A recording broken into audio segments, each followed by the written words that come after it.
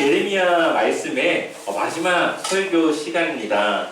예레미야는 선지서들 중에서도 가장 많은 분량의 분량을 가지고 있는 선지서입니다. 또한 유다의 멸망, 그리고 그 멸망을 선포하는 이 예레미야 선지자의 내용들을 기록함으로써 역사적으로도 아주 중요한 자료로 사용될 수 있는 그러한 말씀이기도 합니다.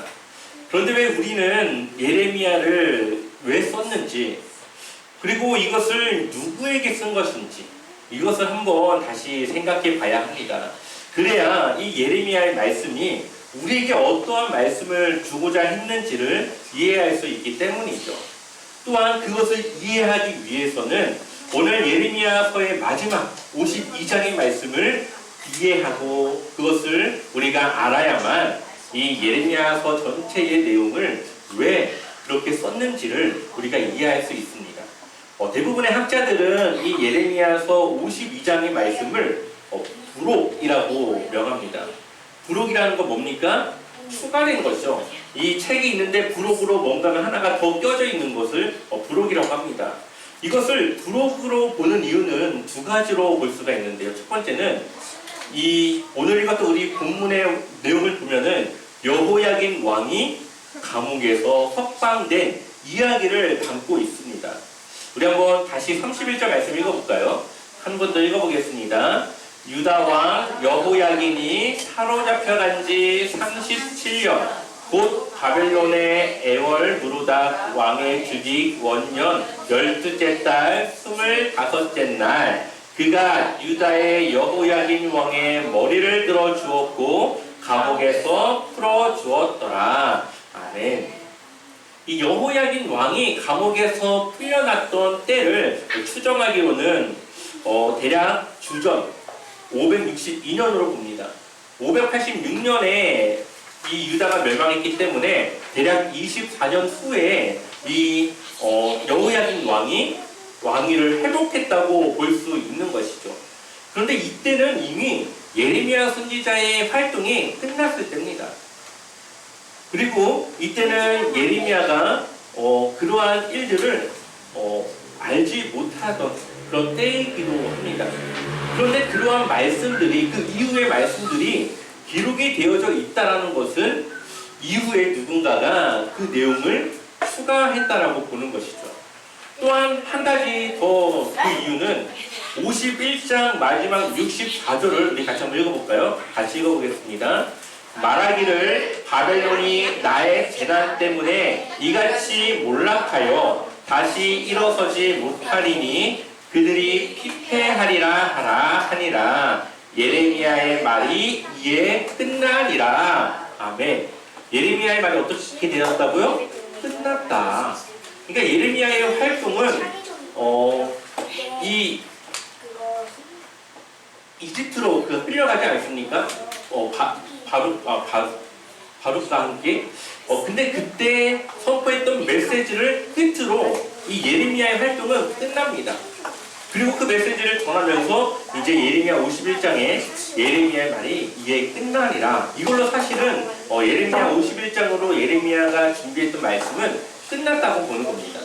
그런데 52장에 전체적인 내용들을 요약하는 것 같은 내용들이 들어가 있는 것을 보았을 때에 누군가가 이 예레미야서를 편집하는 편집가들이 이 52장의 부록의 내용을 추가했을 거라고 이제 보는 것이죠. 그렇다면 왜 52장의 내용을 더 추가를 했을까요? 우리가 그것을 또 한번 알아봐야 합니다. 이 예레미야서를 보는 대상, 독자는 포로로 끌려간 유다 백성들이었습니다.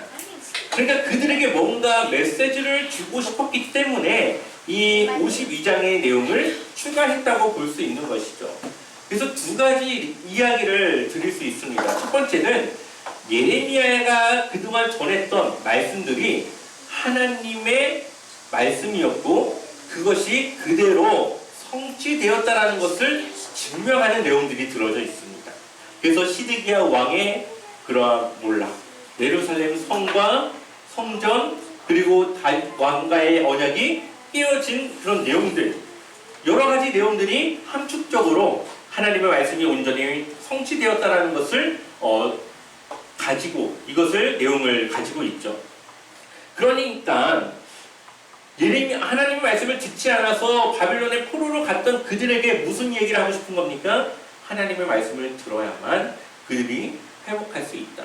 또한 그들에게 하나님께서 70년 후에 돌아올 수 있도록 회복시켜 주신다고 했는데 그 말씀 또한 어떻게 된다고요? 성취될 것이다 라고 하는 소망과 희망을 그들에게 주는 겁니다. 그래서 그들에게 정말로 내가 돌아갈 수 있을까? 내가 내 고향으로 돌아갈 수 있을까? 의문점을 가지고 있는 그들에게 돌아갈 수 있다라고 하는 소망과 희망을 줌으로써 그들의 어려움을 이겨나갈 수 있는 힘을 주는 것이죠. 두 번째로는 여호야긴 왕의 회복을 이 52장 안에 넣음으로 인해서 그가 회복된 것처럼 유다도 회복될 수 있다라는 소망을 주게 됩니다. 그들이 회복된다라고 이야기는 들었지만 예레미야를 통해서 70년 후에 돌아올 것이라고 하는 이야기는 들었지만 그들의 현실은 어땠을까요? 근데 돌아갈 수 있을까?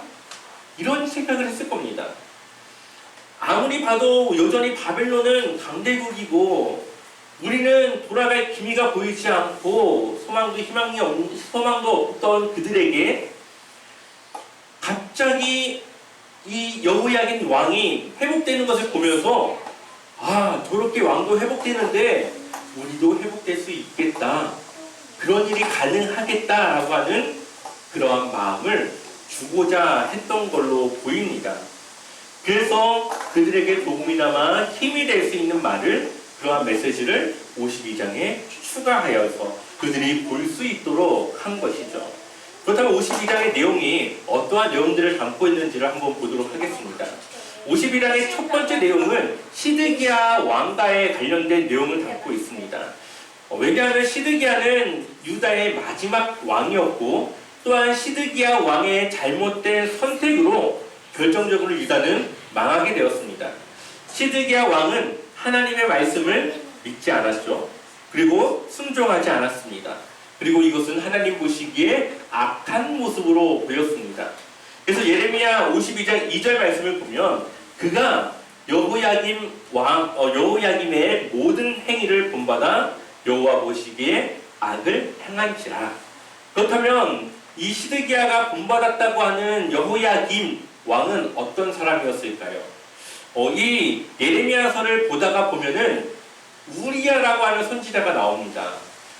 하나님의 말씀을 전했던 선지자, 예레미야와 같은 메시지를 전했던 우리야 선지자가 나오는데 그가 하나님의 메시지를 전하고 나서 죽을 것 같아서 이집트로 도망합니다. 그런데 그 우리야 선지자를 죽였던 왕, 그가 바로 여호야김 왕이었습니다. 그러니까 하나님의 말씀을 듣지 않을 뿐만 아니라 하나님이 보낸 선지자 또한 그 목숨을 해했던, 죽였던 선지자가 왕이 바로 이 여호야긴 왕이었죠. 그런데 시드기야 왕을 보면은 예레미야의 목숨을 빼앗지도 않았고 마지막에 보면은 예레미야를 오히려 죽음 가운데서 살려주는 모습도 보입니다. 그런데 결정적으로 예레미야가 전한 하나님의 말씀은 안 들었죠. 그것이 바로 하나님 보시기에 여호야긴 왕과 별반 다른 것이 없었다라고 평가를 하고 있는 겁니다. 그래서 3절 말씀을 또 보면은 여호와께서 예루살렘과 유다에게 진노하심이 그들을 자기 앞에서 쫓아내시기까지 이르렀더라. 시드기야가 바벨론 왕을 어떻게 했다고요? 배반하니라. 원래 유다는 이 바벨론에 조공을 바치던 나라였습니다. 그런데 그게 너무 부담이 되니까 연합 세력을 꾸려서 바벨론을 치려고 했고 그것을 위해서 이집트에게 도움을 요청하려고 했습니다. 하나님의 생각과는 달랐죠. 그래서 이 바벨론 왕을 이 유다가 배반하게 됩니다. 그 결과 예루살렘 성은 파괴되었고 성전은 무너졌고 또한 예루살렘 성 안에 있던 백성들은 2년 동안 고립되어져서 먹을 것이 없으니까 굶어 죽게 되는데, 역사적으로 보면은 그때 굶어 죽은 사람이 이 그때 전쟁터에서 나가서 싸워서 죽은 사람보다 더 많았다고 이야기합니다.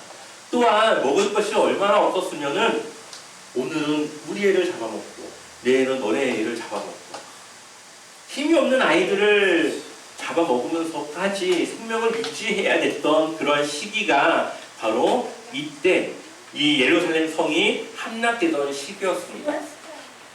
그런데 그런 상황에서 시드기야는 어떻게 했습니까? 자기는 살겠다고 몰래 그 성을 빠져나가서 도망을 쳤습니다. 자신의 그 선택 때문에 백성들은 다 죽어나가고 있는데 자신만 살겠다고 도망을 치는 그 시드기야, 결국 바벨론에게 잡혀서 아들들이 죽는 것을 본 후에 두 눈을 뽑혀 잃게 되고 결국은 바벨론 감옥에서 그가 생을 마감하게 되는 아주 처참한 삶을 그가 맞이하게 됩니다. 우리는 하나님에 대해서 착각하지 말아야 합니다. 많은 그리스도인들이 하나님을 사랑의 하나님, 자비의 하나님으로 착각하고 신앙생활을 할 때가 있습니다. 우리가 생각하는 하나님의 이미지에서 벗어나야 됩니다. 우리는 하나님을 너무 선하게, 때로는 너무 인자하고 자비로운 하나님으로 생각할 때가 있죠. 그것은 우리가 바라보는, 우리가 그냥 상상 속에 생각하는 하나님의 모습입니다. 성경에서 보게 되면 하나님은 때로는 누구보다도 아주 이 죄를 강하게, 아주 제대로 그 값을 물으시는 하나님으로 우리에게 나타나시죠. 때로는 한없는 사랑으로 우리를 감싸주시고 돌보아주시는 그런 하나님으로 나타나기도 합니다. 하나님의 말씀을 통해서 그러한 하나님의 여러 가지 모습들을 우리는 기억해야 되고, 그러한 하나님을 기억하여서 우리가 죄를 짓거나 하나님으로부터 멀어나게 되면은 우리도 유다와 같이 이러한 심판과 어려움에 빠질 수 있다는 것을 기억해야 되는 것입니다. 예를 들어서 교회에서는 아주 신실한 그러한 신자로 살아가는 사람들이 밖에만 나가면 악덕 사장이 되기도 하고, 또한 기회주의자, 여러 사람들에게 빌붙어서 기회를 누리는 기회주의자, 또한 사회의 잘못된 편법을 악용하여서 부를 누리고 뭔가를 누리려고 하는 그러한 정직하지 않은 그리스도인으로 살아가는 많은 사람들을 보게 됩니다. 교회에서의 모습과 교회 밖에서의 모습이 다른 이중적인 모습들을 가지고 있는 것이죠. 그들이 그렇게 살아가는 이유가 무엇이겠습니까? 나는 교회를 다니니까 하나님께서 나를 보호해 주시고 나를 도와주시고 나를 축복해 주실 거야. 그래서 그들이 악법을 행하면서 벌어들이는 그 부가 그에게는 하나님이 축복하시는 축복으로 생각이 되는 것이죠. 직원들을 쪼아대서 회사를 불려나가는 악덕 사장이 결과만 보고 하나님이 나를 인도하시고 보호하신다라고 고백하는 것들도 있습니다. 사랑의 하나님이 자신의 잘못을 때로는 용서해 주실 것이라고, 이해해 주실 것이라고 믿기도 합니다. 세상을 살아가는데 어떻게 이러한 편법을 안 쓰고 살아갈 수 있겠다라고 생각하고, 또한 당연히 적당히 죄는 좀 지으면서 그래야 내가 좀 세상을 좀 편하게 살아갈 수 있지라고 하면서 자기의 합리화를 시킵니다. 또한 자신의 그러한 죄를 알면서도 죄를 짓는 이유가 하나님께 회개하면 되니까, 내가 잘못을 저질러도 하나님께 회개하면 용서받을 수 있으니까 라고 하는 잘못된 믿음으로 잘못된 신앙생활을 하는 경우들을 보게 됩니다. 그러나 예레미야서를 보게 되면 하나님은 공의의 하나님이십니다. 죄를 지은 것에 대해서는 용서해 주시지만 그 전에 그 죄에 대한 값은 반드시 물으시고 벌하시는 하나님이시라는 거죠. 그래서 하나님의 백성인 북이스라엘과 남유다가 멸망한 것입니다. 우리는 어설픈 믿음과 잘못된 지식으로 신앙생활을 해서는 안 됩니다. 또한 자신의 잘못된 신앙생활을 알면서도 계속 그것을 합리화하면서 괜찮다라고 스스로 그것을 위로하면서 계속적으로 그러한 신앙생활을 해서는 안 된다는 거죠. 유다가 그렇게 하다가 결국은 하나님의 심판으로 망하게 된 것입니다. 북이스라엘을 보게 되면은 북이스라엘은 722년 예수님이 오시기 이전 주전 722년에 나라가 망했습니다. 그런데 그때에 그 망하는 북이스라엘을 보면서 남유다가 무엇을 생각해야 됐을까요? 우리가 잘못하면 우리도 망할 수 있겠구나. 우리가 지금 우상을 섬기고 잘못된 믿음으로 살아가는 우리가 회개하지 않으면 우리도 북이스라엘처럼 망할 수 있겠구나. 그것을 생각해야 했습니다. 근데 이 유다는 뭘 생각했을까요? 북이스라엘은 망했지만 우리는 망하지 않을 거야. 왜?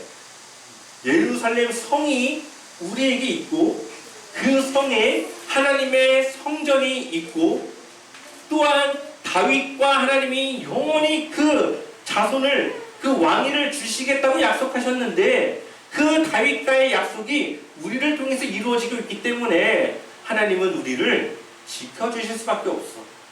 어떻게 하나님의 성전에 있는 예루살렘 성이 무너질 수 있겠어? 하나님이 그것을 지켜주실 거야. 그러한 믿음으로 자신들은 망하지 않았다라고 생각을 했던 것이죠.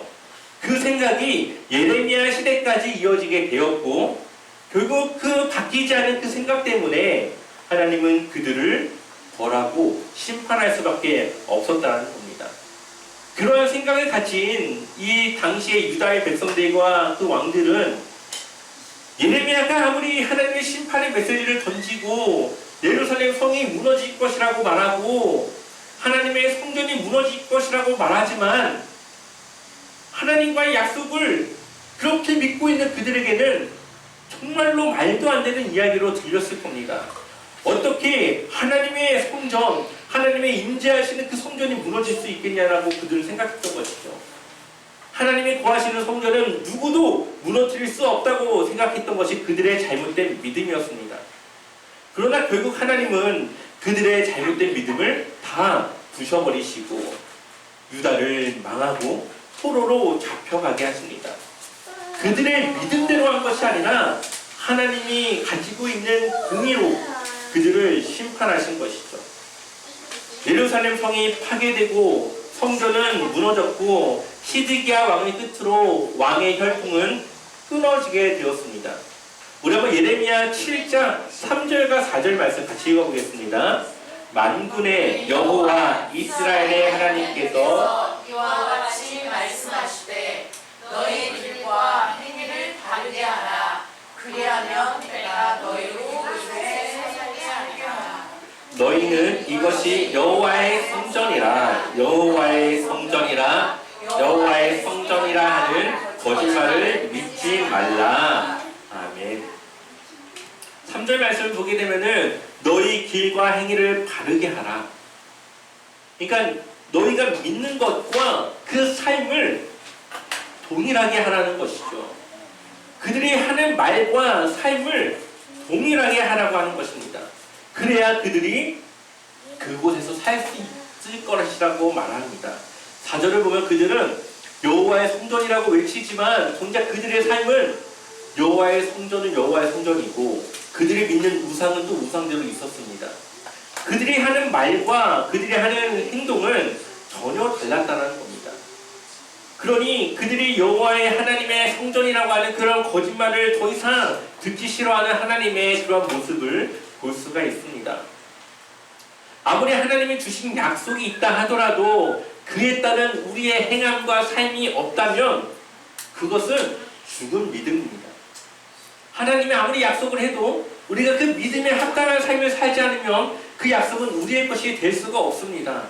그래서 하나님은 우리가 깨달을 때까지 우리가 의지하던 여러 가지 것들을 하나하나 무너뜨리기 시작하시죠. 만약에 통장에 돈이 많이 쌓여서 나는 하나님 없이도 삶의 안정과 평안을 느낀다라고 생각한다면 하나님은 그 돈을 없애실 겁니다. 많은 사람들이 많은 돈을 가지고 있었지만 하루아침에 알지 못하는 그 병에 걸려서 그 많은 돈들을 병원에 그냥 기부하듯이 날리는 많은 사람들을 보게 됩니다. 그 그 돈은 하나님을 위해 사용해야 될 그런 도구일 뿐이지 우리의 삶이 그것에 기대거나 안정감을 느껴야 되는 그러한 것은 아니라는 것을 우리는 기억해야 됩니다. 누가복음 12장을 보게 되면은 한 부자가 그 한 해에 소출이 너무 많아서 곡간을 짓고 그 곡식들을 차곡차곡 쌓아놓습니다. 그때 하나님은 그에게 말하죠. 너가 그렇게 쌓아놓는다고 하도 만약에 너가 오늘 생명을 잃어버린다면 그것이 누구 것이 되겠느냐? 아무리 많은 것을 쌓아놔도 생명을 잃으면 그것은 더 이상 내 것이 되지 않는 것입니다.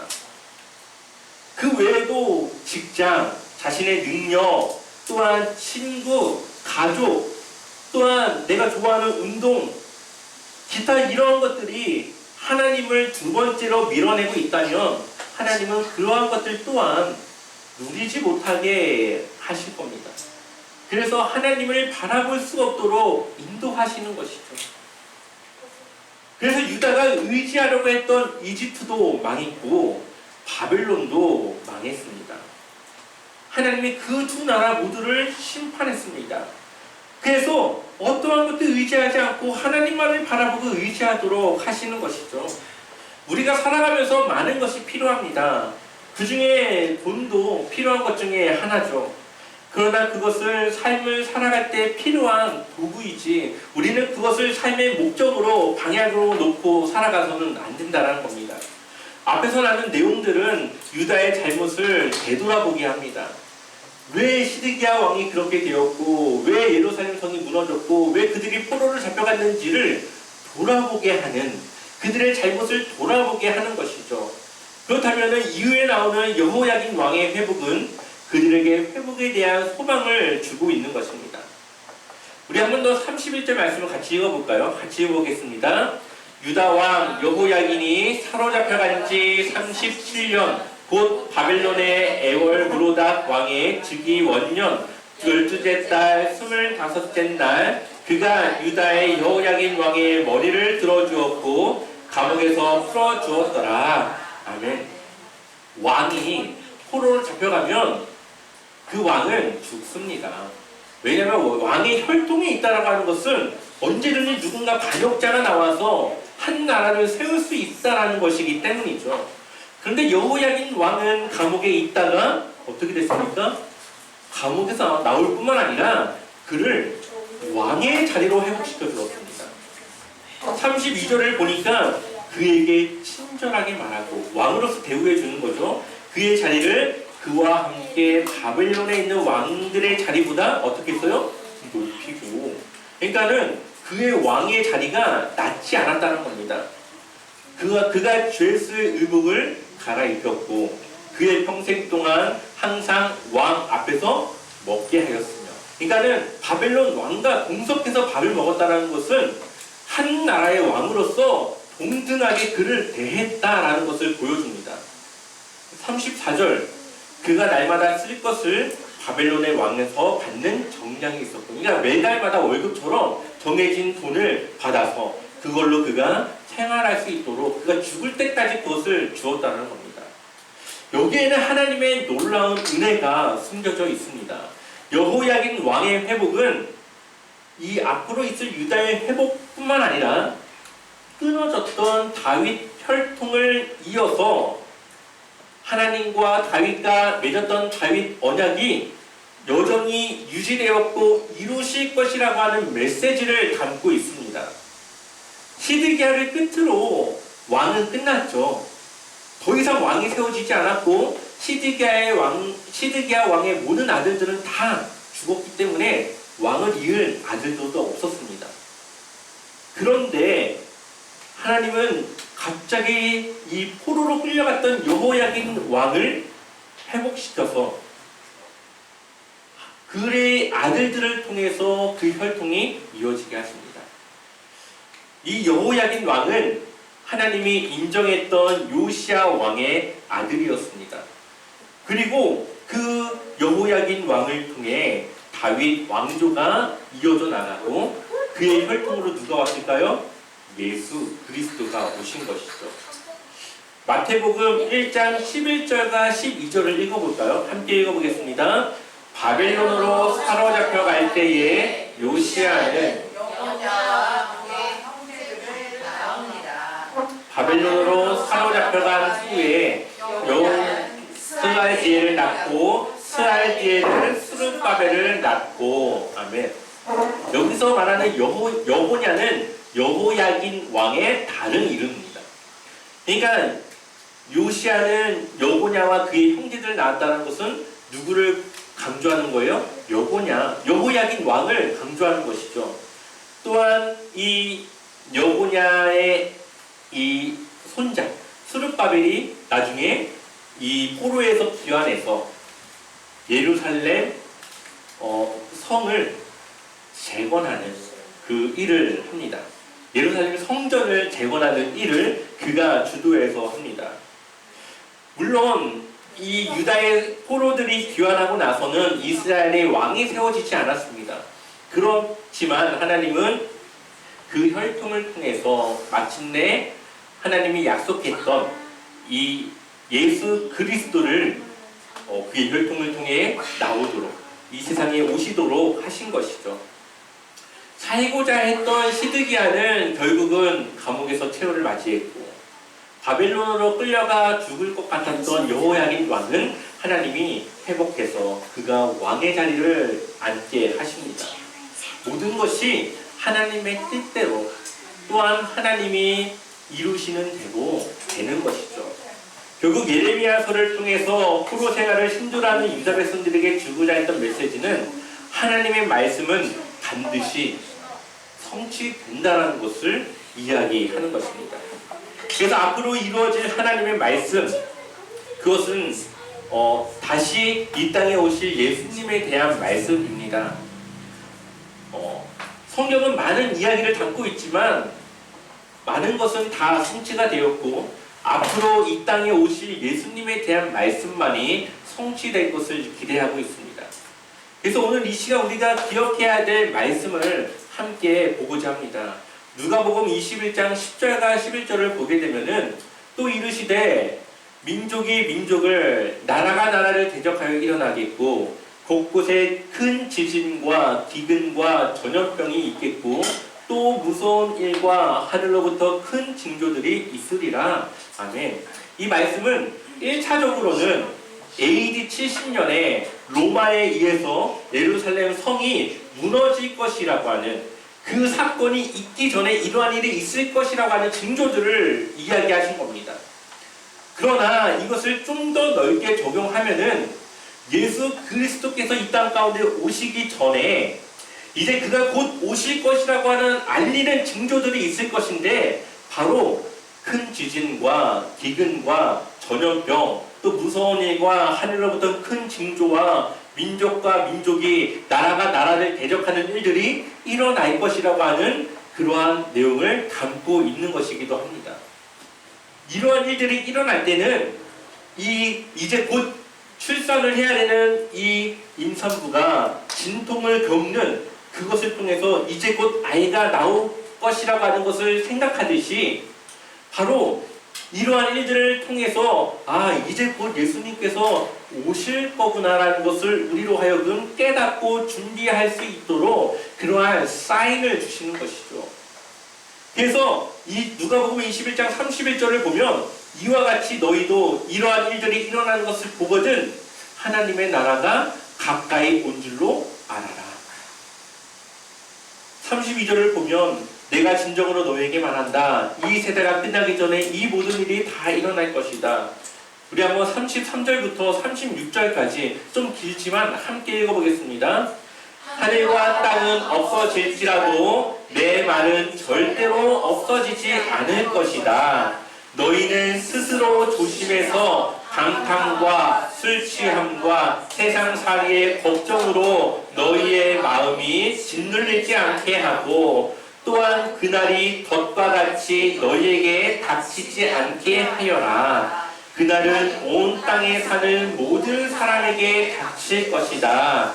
그러니 너희는 앞으로 일어날 이 모든 일을 능히 피하고 또 인자 앞에 설 수 있도록 기도하면서 늘 깨어 있어라. 아멘.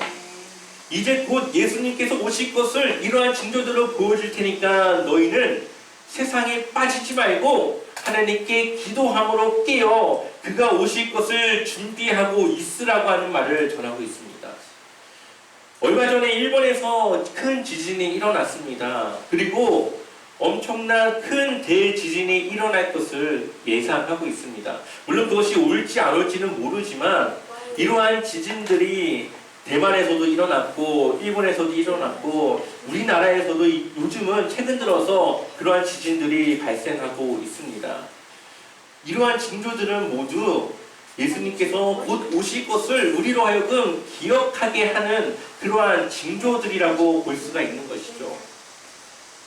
우리가 정복하지 못한 코로나, 또한 아마도 몇 년 후면은 또 코로나 같은 그러한 변이된 전염병들이 또 일어나게 될 것이고, 그러한 모든 것들, 또한 하루에도 몇 번이고 폭염이라고 하는 경고 문자가 오게 되는데, 날씨의 이상 현상, 또한 바다의 온도가 올라가서 태풍이 잦아지고 있고, 또한 많은 자연재해로 이어지고 있기도 합니다. 또한 물고기들이 그 수면의 온도 때문에 살아가지 못하고, 또한 수면 온도가 더 이상 몇 도가 올라가면은 이제 이 빙하가 녹아서 해수면이 올라가고 나라들이 잠기고 여러 가지 자연재해들이 일어날 것을 예견하고 있습니다. 이것은 단순히 환경 오염의 문제로 끝날 문제가 아니라 우리는 이제 곧 예수님께서 이 땅 가운데 오실 것을 생각하고 기억하라고 하는 하나님의 사인으로 받아서 우리가 그 다시 오실 예수님을 맞아들일 준비를 해야 된다는 것이죠. 지혜로운 처녀와 같이 그 기름을 준비해서 그 신랑을 맞이하는 것처럼 우리는 깨어 기도하며 주님께서 오실 그날을 기다리는 것입니다. 그러기 위해서 우리가 하나님 나라 백성답게 살아가야 하는 것이고, 언제 오시든지 우리의 부끄러운 모습을 보이는 것이 아니라 우리가 믿음으로 살아가는 그러한 진실된 모습을 예수님께 보여드리는 것이죠. 지금부터라도 나를 위한 삶이 아니라 하나님을 위한 삶을 살아가시길 소망합니다. 기도하며 깨어 나의 삶을 돌아보고 하나님의 마음을 알아가시길 소망합니다. 그러면 하나님은 여러분의 하나님이 되고 여러분은 하나님의 백성, 하나님의 자녀가 되어져서 하나님이 여러분들을 책임지고 이끄시고 그러한 삶을 여러분들이 누리게 될 것입니다. 우리 모두가 정말로 주님을 기다리며 다시 오실 그때에 다 같이 하나님 나라에서 우리가 함께 누리며 살아갈 것을 축원합니다.